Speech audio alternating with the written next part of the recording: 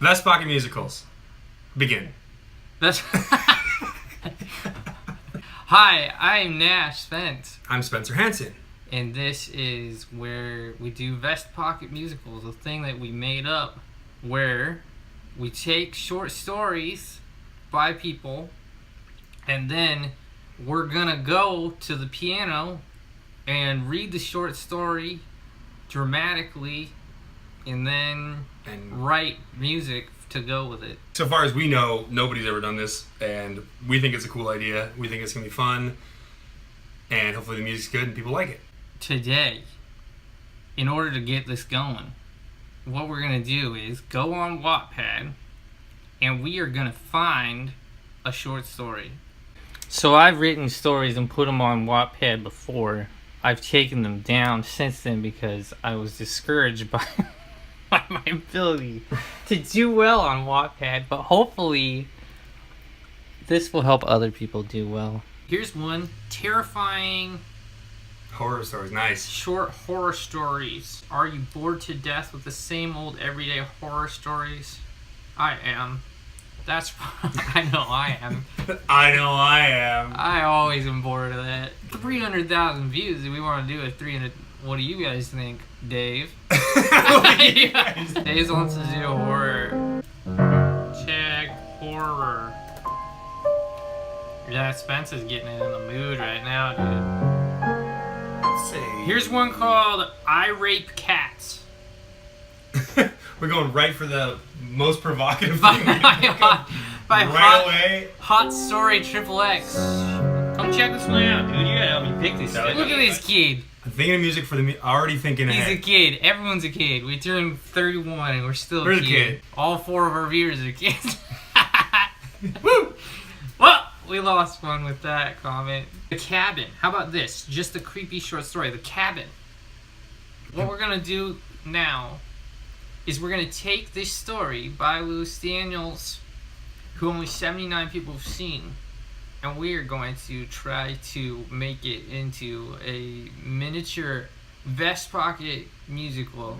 Now we gotta really get into it. The Cabin by Louis Daniels. We say it in silence. Oh! During the midsummer, usually around the middle of July, Yes. some of my friends and I, Jason, Kelly, and Tommy, always made time to go to a cabin right by the side of a lake on the woods of Minnesota.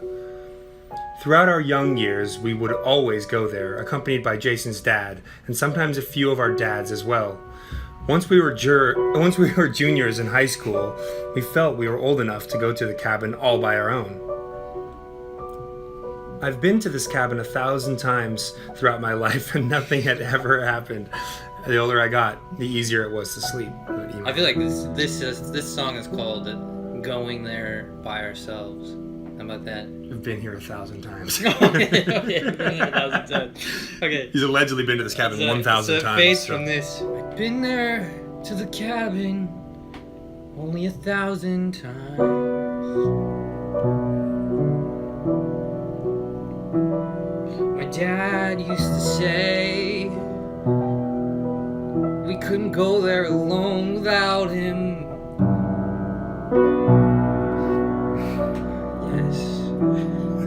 Yes, that's right. So then Jason's dad came with us sometimes before we got out of high school.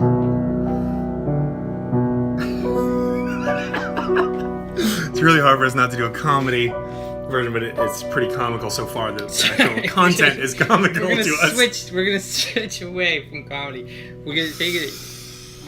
You're gonna really feel it. No comedy anymore. Okay. I promise. We'd been to the cabin only 1,000 times before.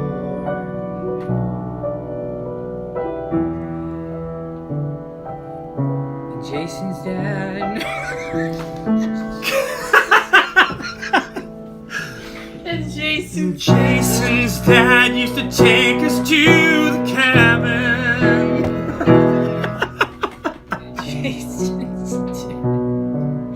I feel like we can't put in that line about Jason's dad. Jason's dad's out. I'm gonna die. I was gonna die. Alright. On a lake in the woods in Minnesota,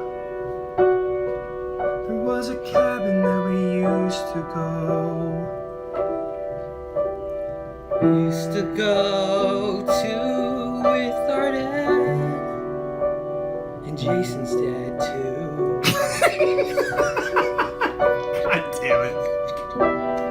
It was Jason and Kelly and Tommy and I. We went to the cabin in the woods.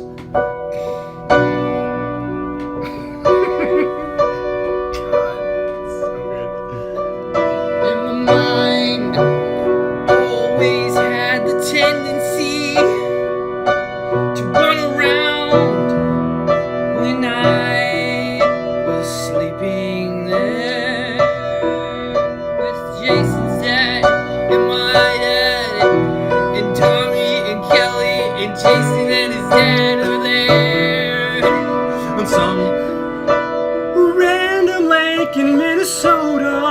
It was a random lake in Minnesota. Yeah. This is us not trying to be. We're trying not to be funny and to write a real song about Jason's dad's cabin. Yeah, it's When taken. you hear the real thing where we remove all funniness from it, you're gonna say, "Well, now this is amazing." Should we turn up? Oh. Setting the mood for this part, guys. On the third night during our stay, when we were finally on our own, we set up a campfire and drank beer all night. I didn't like to drink since we were underage, but being the rebels we were, we drank anyway. We sat next to the lake, gazing up at the stars and enjoy our beers, when all of a sudden, we heard something out of the water. It sounded like a fish jumping. After looking closely, finally spotting what made the splash. The only way I can describe it simply looked like a head out in the middle of the lake, just looking straight at us. It was about half a football field from that thing and us. There's no question that I could see its features. It had long black hair and a very pale skin-like face. But I couldn't make out the eyes, nose, mouth, or chin. For a second, I thought it was just a blob of black hair and pale skin. I'll never forget that feeling that came over me. The hairs of my legs, neck, and arms stood up, and I was paralyzed on the inside. But we just told ourselves that it was just a duck, since they were very popular on that lake, or at least that's what we were trying to talk ourselves into. After noticing that it wasn't moving, we decided to go inside the cabin and drink some more. I'll like to mention that there's a staircase in the front of the cabin. We soon forgot about the head that was floating on the lake until I had to use the bathroom really bad, and the only one inside was occupied. I went outside to do my business. Seeing that we were in the great outdoors, I was peeing into a tree and looked at a beautiful moon and that lit the lake when I noticed that the black circle object was still there. But about 30 yards closer now. I feel like we should do a duet here Yeah. of the head and him while he's peeing.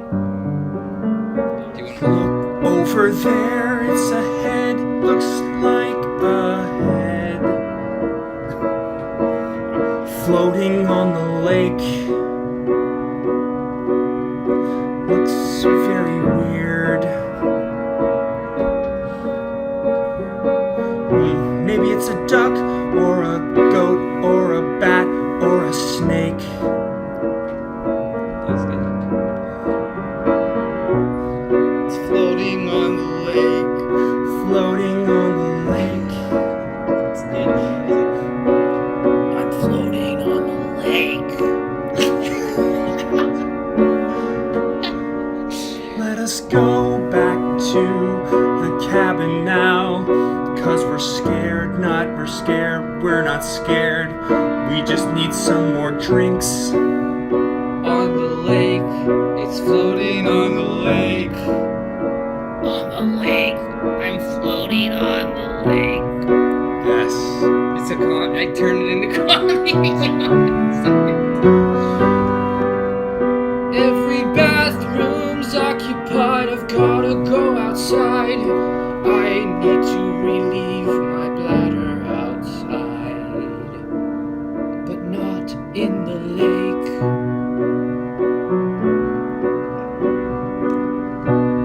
It looks a bit closer now, a little closer now, staring right at me. It seems a little paler now. Well, it's watching me go pee. A disembodied head on the lake. Whose head is on the lake? On the lake. It's floating on the lake. On the lake. Where's my dad? Where's Tommy's dad? We need a dad to talk to this dad. We need someone's dad to talk to this head on the lake. to save us from this head on the lake. There's on the lake, and it's really scary. It's on the lake. We need someone's dad to help us on the lake. All right, it's funny. It's funny, but there's content there. Okay. They all came out to see it, still there looking at us. Nobody dared to go up to the shore anymore. We immediately went back inside. Why did it stay in the same position for hours? Made no sense to any of us. This head was stiff as a board and not moving a single muscle, just staring at us. We just said it was a board and went back in. Summer. Me and Tommy slept in the living room while the other two friends would sleep in the two bedrooms and with their doors open, not being able to sleep but keeping my eyes shut.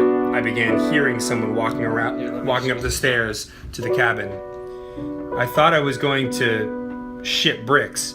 No question that who or whatever I heard out there was walking up to us.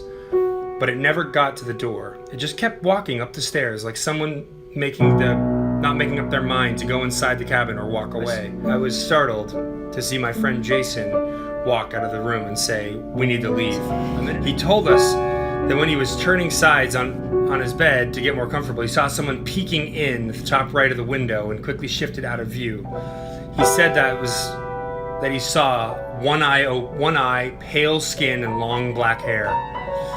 When we look back at what he experienced, it chills us to the bone, realizing that since it was at the top right corner of the window, the thing was either 8 feet tall or standing on some bricks trying to peek in. Or he was floating. We picked up our step getting to the car, not knowing what was around us, and what was watching us. We dropped our stuff at the car and drove off. It was late, about 4 or 5 in the morning, but no one slept, and it was very quiet on the ride home. Kelly's dad went the following weekend and told us he didn't experience nothing while he was there. To this day, I can't explain what happened or why it happened to us, nor can I explain what I saw in the lake or what Jason saw. Obviously, we decided to never go back to the cabin ever again, which really made me sad because I had really good childhood memories there. I'll never be able to explain what was floating in the lake, but the fact that this incident, along with the footprints and the person Jason saw in the window, all happened in the same night, seems like something more than a coincidence. The guy was Jason's dad. It was Jason's dad who did the joke. Jason's dad's been dead for 25 years. He died up there. Now he's a demon. What became of the head? What happened to the head? No one could tell what became of the head.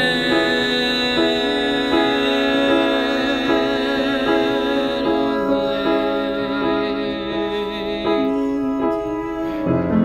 lake.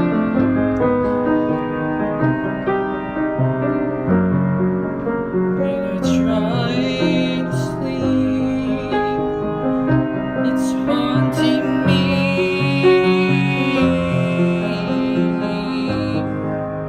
When I try to get it out of my head. Something like that. Yeah, chord progression. You like that? Sure.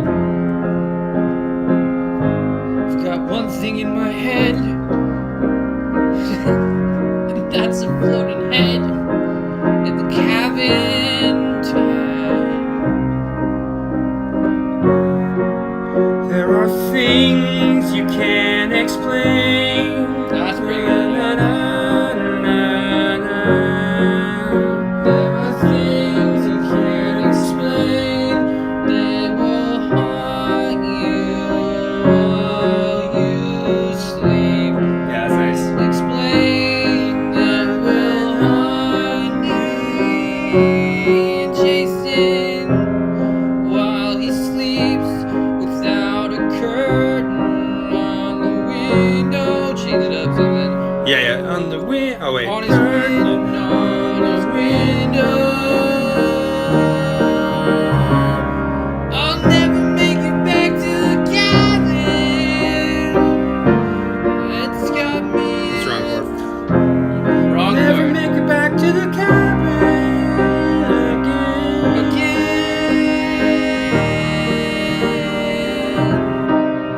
And I couldn't stand for that, to see that, those eyes again, the pale skin, the disembodied globe of a head above the water.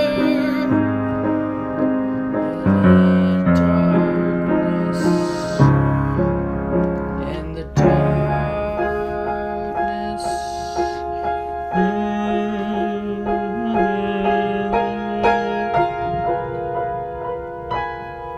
It was